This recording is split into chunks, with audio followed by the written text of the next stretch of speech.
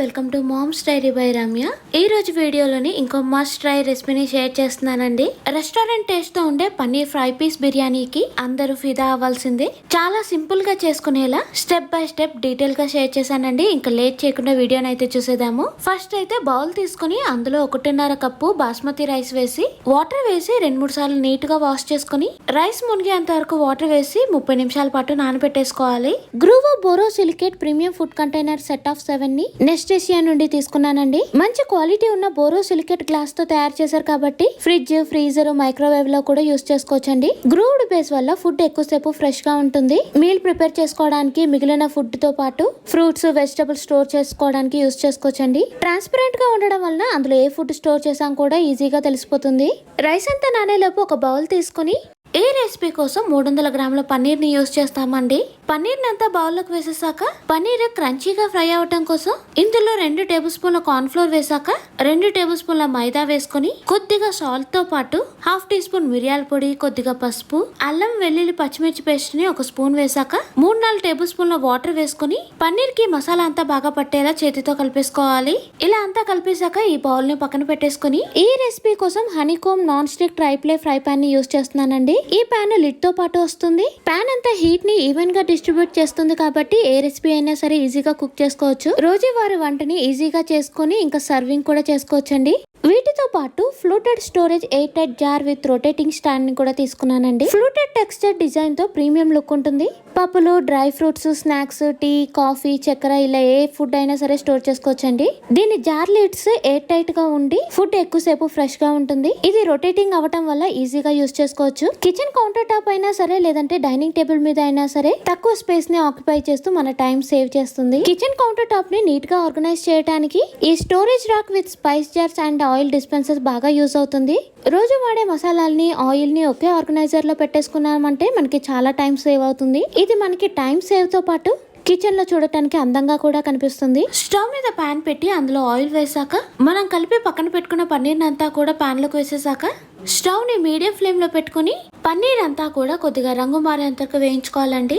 మధ్య మధ్యలో కలుపుతూ అలా వేయించుకుంటే కొద్దిసేపటికి పన్నీర్ కొద్దిగా రెడ్ కలర్ లో చేంజ్ అవుతుందండి. పన్నీర్ పైన లేయర్ అంతా కూడా కొద్దిగా క్రిస్పీగా చేంజ్ అవగానే ఆయిల్ నుండి పన్నీర్ అంతా తీసేసుకోవాలి. ఇలా ఫ్రై చేసిన పన్నీర్ అంతా కూడా ప్లేట్ లోకి వేసుకుని పక్కన పెట్టేసుకుందాము. ఇంట్లో ఉన్న వుడెన్ చాపింగ్ బోర్డు ఫంగస్ పట్టి చాలా ఇబ్బందిగా అనిపిస్తూ ఉంటుంది. అందుకే stainless steel counter top chopping board ని తీసుకున్నాను. ఇది స్టెయిన్లెస్ స్టీల్ ఉండటం వల్ల దీన్ని ఈజీగా క్లీన్ చేసుకోవచ్చు. ఇంకా ఇందులో నుండి ఎటువంటి స్మెల్ కానీ మరకలు కానీ ఏమి ఉండవండి. వుడెన్ చాపింగ్ బోర్డ్స్ కంటే కూడా ఈ స్టెయిన్లెస్ స్టీల్ చాపింగ్ బోర్డ్ ని ఎక్కువ సంవత్సరాలు యూస్ చేసుకోవచ్చు. కౌంటర్ టాప్ కి ఈజీగా ఫిక్స్ అయ్యి వెజిటేబుల్, ఫ్రూట్స్ ఇలా ఏవైనా సరే ఈజీగా కట్ చేసేసుకోవచ్చు.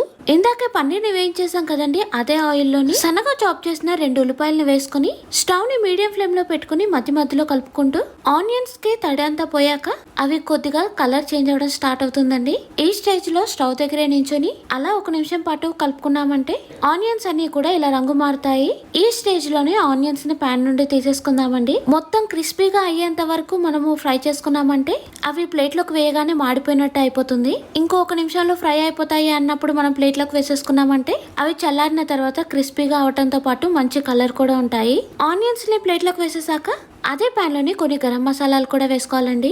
4-5 లవంగాలు, స్టార్ అనాస, షాజీరా, దాల్చిన చెక్క, 3-4 యాలకులు, సోంపు, టీ స్పూన్ మిరియాలతో పాటు ఈ మసాలాలన్నీ పాన్ లోకి వేసేసాక 2 ఎండుమిరపకాయలు వేసుకుని చిన్నగా కట్ చేసిన 2 ఉల్లిపాయలు కూడా వేసాక 3-4 రెమ్మల కరివేపాకు వేసి మీడియం ఫ్లేమ్ లో ఉల్లిపాయలంతా వేయించుకోవాలి. ఇందులో కరివేపాకుని మాత్రం అస్సలు మిస్ చేయొద్దండి. కరివేపాకు, ఎండుమిరపకాయలు ఇవన్నీ వేగుతూ మంచి ఫ్లేవర్ వస్తుంది. ఇలా ఉల్లిపాయలంతా కూడా మీడియం ఫ్లేమ్ లో ఫ్రై చేసేసాక అల్లం, వెల్లుల్లి, పచ్చిమిర్చి పేస్ట్ ని 2 టేబుల్ స్పూన్లు వేసుకుని ఇంకో 1 నిమిషం పాటు వేయించేసుకోవాలి. ఇందులోనే మీడియం సైజ్ లో కట్ చేసుకున్న 2 చిన్న టమాటాలు వేసేసాక రుచికి సరిపడా సాల్ట్ తో పాటు 1/2 స్పూన్ పసుపు, 2 టేబుల్ స్పూన్ల Kashmir red chilli powder, 1 table spoon biryani మసాలాతో పాటు 2 టేబుల్ స్పూన్ల ధనియాల పొడి వేసాక అంతా కలిసేలా కలిపేసుకుని మూత పెట్టి 2-3 నిమిషాల పాటు టమాటాలని ఉడికించుకోవాలి. ఇందులో కావాలి అంటే చిన్న గ్లాస్ తో వాటర్ వేసుకుని ఉడికించుకోవచ్చండి. అప్పుడు మనకి గ్రేవీ కన్సిస్టెన్సీ అనేది కరెక్ట్ గా వస్తుంది. టమాటాలు అంతా ఉడికించాక స్టవ్ ఆఫ్ చేసి అరకప్పు పెరుగుని స్పూన్ తోటి బాగా కలిపేసుకుని పాన్ లోకి వేసేసాక వెంటనే స్పూన్ తోటి బాగా కలిసేలా కలిపేసుకోవాలి. లేదంటే పెరుగు తొందరగా విరిగిపోయే ఛాన్స్ ఉంటుందండి. పెరుగు మసాలాలు అంతా బాగా కలిసేలా కలిపేసాక స్టవ్ ఆన్ చేసుకుని స్టవ్ ఆన్ చేసాక కూడా ఇంకొద్దిసేపు కలిపేసాక మూత పెట్టి లో ఫ్లేమ్ లో ఇంకో 3 నిమిషాల పాటు కుక్ చేసుకోవాలి. ఆయిల్ పైకి తెలి గ్రేవీ అంతా పర్ఫెక్ట్ గా కుక్ అయిపోతుంది. ఇందులోనే ఇందాక ఫ్రై చేసి పక్కన పెట్టుకున్న పన్నీర్ అంతా కూడా వేసేసాక కొత్తిమీర వేసి మీడియం ఫ్లేమ్ లో అంతా కలిసేలా కలుపుకుంటూ ఇక్కడ ఫ్రై చేసేటప్పుడు ఎక్కువగా డ్రైగా కావాలి అంటే బాగా ఫ్రై చేసుకోవాలండి. లేదు కొద్దిగా గ్రేవీలా ఇష్టపడతారు అంటే పన్నీర్ లో కొద్దిగా గ్రేవీ ఉన్నప్పుడే స్టవ్ ఆఫ్ చేసేసుకోవాలి. నేనైతే ఇక్కడ కొద్దిగా గ్రేవీగా ఉన్నప్పుడే స్టవ్ ని ఆఫ్ చేసేస్తున్నాను. పన్నీర్ కి మసాలా అంతా బాగా పట్టేలా ఒక 2 నిమిషాల పాటు ఫ్రై చేసుకోవాలి. దీన్ని ఇప్పుడు 2 పార్ట్స్ గా డివైడ్ చేసుకోవాలండి. పన్నీర్ తో పాటు కొద్దిగా గ్రేవీని బౌల్లోకి సపరేట్ చేసేసుకుందాము. మిగిలిన 50% గ్రేవీ పాన్ లో ఉండేలా చూసుకుని పాన్ పక్కన పెట్టేసుకోవాలి. 1 లీటర్ వాటర్ లోని 2 బిర్యానీ ఆకులతో పాటు కొద్దిగా షాజీరా, సోంపు, 1 స్టార్ అనస, 4 లవంగాలు, 2 యాలకులు, దాల్చిన చెక్క, కొద్దిగా మిరియాలతో గరం మసాలాలన్నీ వేసేసాక 2 టేబుల్ స్పూన్ల సాల్ట్ వేసుకుని వాటర్ అంతా కూడా బాగా ఉప్పు నీళ్ళలా ఉన్నప్పుడు 1 నిమ్మకాయతో తీసిన నిమ్మరసం కూడా వేసేసాక 2 పచ్చిమిర్చిని వేసుకుని అంతా బాగా కలిసేలా కలుపుకుని సాల్ట్ టేస్ట్ ఒకసారి చెక్ చేసేసాక వాటర్ ని బాగా బాయిల్ చేసుకోవాలండి. ఇలా వాటర్ బాయిల్ అవుతున్నప్పుడు ఇందాక నానబెట్టిన రైస్ అంతా కూడా వాటర్ లోకి వేసేసుకుని ఒక 5 నిమిషాల పాటు మీడియం ఫ్లేమ్ లో ఉడికించుకున్నామంటే రైస్ ఇలా 75% ఉడికిపోతుంది.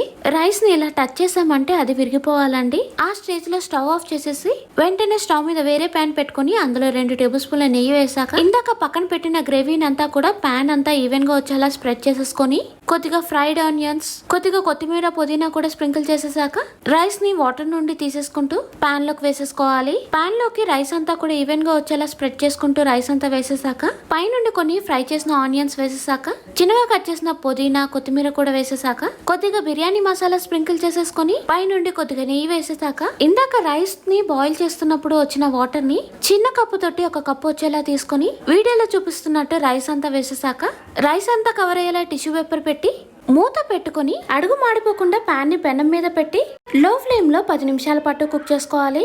చూసారా రైస్ అంతా కూడా బాగా పొడి పొడిగా ఉడికిపోయిన తర్వాత stainless steel hot pot casserole 1500 ml ఉండి డబుల్ వాల్ ఇన్సులేటెడ్ డిజైన్ వల్ల ఫుడ్ ఎక్కువసేపు వేడిగా ఉంటుంది. దీన్ని స్టెయిన్లెస్ స్టీల్ తో తయారు చేశారు. ఇంకా ఎంగ్రేవ్డ్ ఫ్లోరల్ డిజైన్ తో మంచి లుక్ ఉంటుంది. ఇందులో రోటీలు, అన్నం, కర్రీస్ తో పాటు 1 pot మీల్స్ సర్వ్ చేయడానికి యూజ్ అవుతుంది. దీన్ని కొన్ని సంవత్సరాలు తుప్పు పట్టకుండా యూజ్ చేసుకోవచ్చండి. ఇంకా క్లీన్ చేయటం కూడా చాలా ఈజీ. ఏదైనా హాట్ బాక్స్ లేదంటే బౌల్ తీసుకొని అందులో ఇందాక ఉడికించిన రైస్ అంతా కూడా లేయర్స్ వచ్చేలా వేసేసాక ఇందాక బౌల్ లో పక్కకు తీసిన పన్నీర్ ని కూడా రైస్ మీద అంతా ఈవెన్ గా వచ్చేలా వేసేసుకోవాలి.